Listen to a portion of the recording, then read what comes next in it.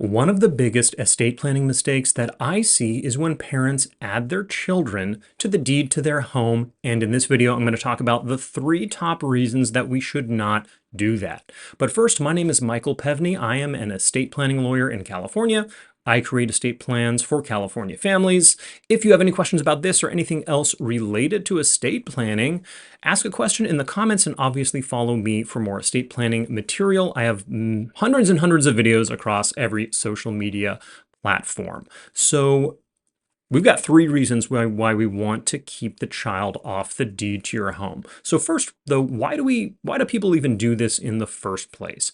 The reason is that it can make passing things along to your kids a little bit easier if it is owned, as we say, in joint tenancy with a right of survivorship. That means that things do not go through probate and things pass along easily to the last person living. Actually, if the child dies first, the parent would own everything, and nothing would go to the child's kids, potential grandkids. However, there are some major pitfalls, and these are the 3 biggest reasons not to do that and the best solution. Number 1, liability, both for you and for your children. Your child, if they're on the deed to a home, they become your issue. So if your child is going through some sort of financial trouble, maybe that's a bankruptcy or a lawsuit or a legal judgment, potentially even a divorce, their ownership in your home that you live in, that we put their name on the deed, could be targeted and could be at risk to creditors. They have a huge credit card bill, they get in a car crash, and there's a big lawsuit. And so that means your home could actually be at stake just because their name is on the deed, because they own the home with you jointly. That makes, well, half the home your asset. So if there is a judgment, that means that they can oftentimes put a lien on the property, especially if you don't have homestead protection, which many states do and do not. Check your state's laws for that. California only has homestead protection if you live in the home, and it's only up to a certain amount. So we want to watch out for kids being sued. We also want to make sure that that isn't going to create any increase in potential property tax liability based on who is living in the home. A lot of states have different situations where property taxes might go up if we add somebody to the deed, especially if they're not living in the home. So that's reason number 1, liability because of something that your children do or engage in. Reason number 2 to keep the children off of the deed to your home is because, well, if they're on the deed, it belongs to them. So if you want to sell the home, if you want to refi the home, if you want to rent out the home as a rental property or something like that, you need their permission to do it. Now, you might have a great relationship with your kids right now, but as time passes on and goes on, and assets increase in value, or maybe only one child is on the deed, and we want to make sure that things go to more than one child, that can sometimes cause some conflict. Added into that, you have a loss of decision-making power. You cannot make these decisions on your own. In order to sell the home, you must get your child's permission. They've got to sign off on the deed. And in theory, you could sell maybe half of the home, but who's going to buy that? In theory, they could also sell their half of the home, or maybe even take a loan out on half of the home, that sort of thing. Now, not a lot of lenders are going to do that sort of thing, but for the most part, you're going to need your child's permission in order to make large decisions about that. So there's a lack of flexibility in where you live, how you live, if you want to take money out of the home, and that sort of thing. So second reason we want to keep the child off the deed to the home is you lose control, complete control over the home. And reason number 3, and this is the biggest money reason, is taxes. Capital gains taxes. So what we lose is a step up in tax basis after you pass away. So let's say you purchased a home 30 years ago, 40 years ago for $100,000, and now it is worth $1 million. That is a very common scenario where I practice in California. And so if a child is on the deed and they want to sell the home after you pass away, the child does pass, the home does pass to them without having to go through probate. But what happens is when they go to sell the home, it's as if they are the ones that paid the $100,000 for it, maybe even before they were born.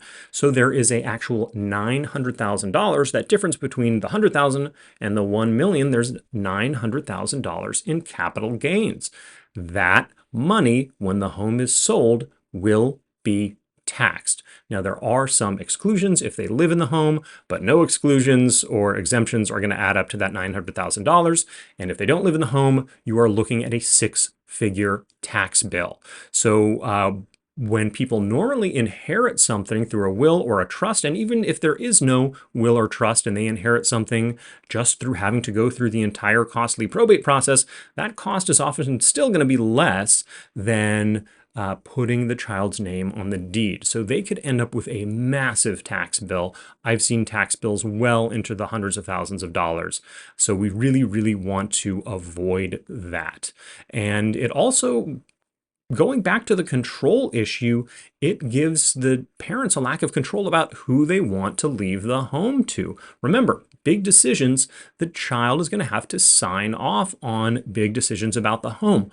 A lot of times, parents will put, say they have 3 kids, they will put just the oldest child on the deed to the home, which legally means that when the parents pass away, the child inherits that. Now, the idea might have been, or the agreement, unsigned agreement might be that the oldest child is supposed to split things among the other kids, but legally they don't have to do that because the home is in their name. The person that owns the home is the person that's name is on the deed. So when we add the child's name to the deed, they own the home, or they own half of the home.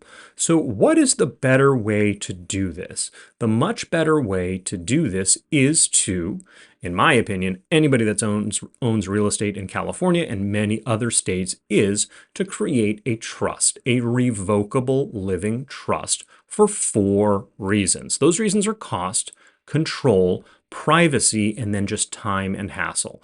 So when I say cost, we're talking about the cost of probate. If a home is owned by the parents and it has to go through the probate system, and we have $1 million home, it costs $46,000. Placing the home in a trust completely avoids and bypasses the entire probate process. Nothing has to go through court. Nothing has to be signed off on and approved of by a judge. Things pass along smoothly to the people that you want to leave it to without the child's name being on the deed to the home. So that's reason number 1. Reason number 2, control. You get to control who inherits things. If there's more than one child, it can be equally to those children, or, fair isn't always equal and equal isn't necessarily always fair. So we can leave things in different amounts or different percentages to different children.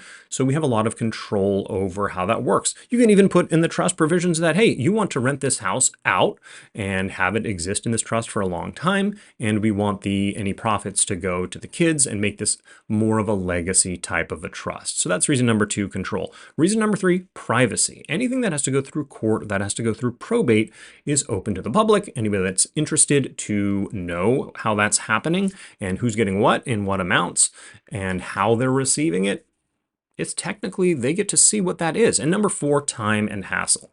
At least where I practice in California, I'm seeing times of 1.5 to 2 years, often well over 2 years into the 3-year mark, just to get a home passed along to children. So yes, adding the child's name to the deed can be a way to avoid probate, but the pitfalls of that are many. And I've seen it happen many times when there's a child's name on the deed where things get messy, because that home is up for grabs if there is a lawsuit or a bankruptcy or potentially a divorce for that child.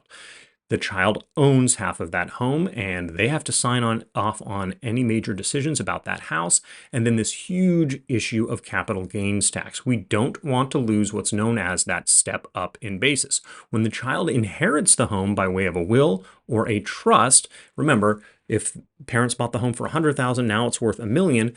if the children inherit it by way of will or trust, it's as if they paid $1 million for the home. If they turn around and sell that home shortly thereafter for $1 million, they would essentially, there would be no capital gains taxes at all, instead of a potentially six-figure tax bill when that happens. So we want to avoid all of those things. So again, if you have any questions related to this or anything else related to estate planning, ask a question in the comments. And if you live in California, it's time to set up that estate plan. You can set up a time to meet with me for free if you're serious about setting that plan up. ocestateplanlawyer.com. Subscribe to me for more estate planning information, and thank you for your time and thank you for your attention.